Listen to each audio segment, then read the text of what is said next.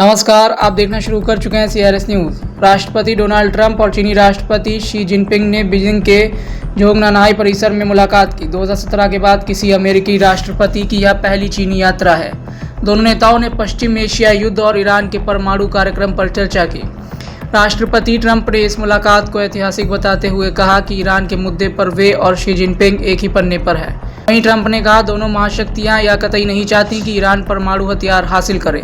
इतना ही नहीं, वैश्विक व्यापार की लाइफलाइन कहे जाने वाले स्ट्रेट ऑफ हॉर्मुज को फिर से खुलवाने के लिए राष्ट्रपति शी ने अपनी मदद की पेशकश की है, जो इस समय तनाव के कारण ठप पड़ा है।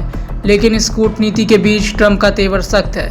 फॉक्स न्यूज़ को दिए इंटरव्यू में उन्होंने साफ कर दिया है कि उनका धैर्य अब जवाब दे रहा है। ट्रंप ने तेहरान को चेतावनी देते हुए कहा कि उन्हें समझौता कर लेना चाहिए, क्योंकि मैं अब और ज़्यादा इंतज़ार नहीं करने वाला।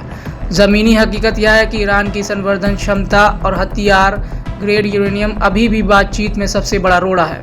जहां एक तरफ ईरानी नौसेना जहाज़ों से भारी टोल वसूल रही है, वहीं अमेरिकी नौसेना ने ईरानी बंदरगाहों की सख्त घेराबंदी कर रखी है।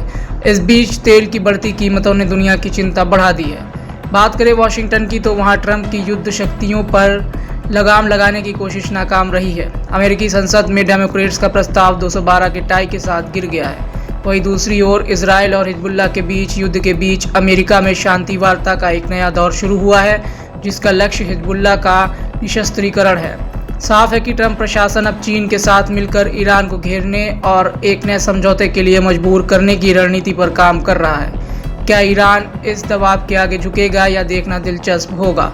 वहीं दूसरी तरफ ईरानी विदेश मंत्री अब्बास अरागची ने ब्रिक्स सदस्य देशों से अमेरिका और इजराइल द्वारा अंतर्राष्ट्रीय कानून के उल्लंघन की कड़ी निंदा करने का आह्वान किया है।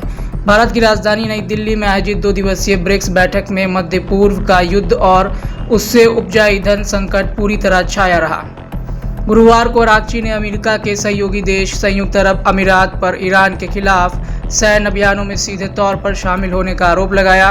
फरवरी के अंत में ईरान पर अमेरिका और इजराइल के युद्ध शुरू होने के बाद यह पहला दुर्लभ मौका था जब ईरान और अमीराती अधिकारी एक ही कमरे में मौजूद थे।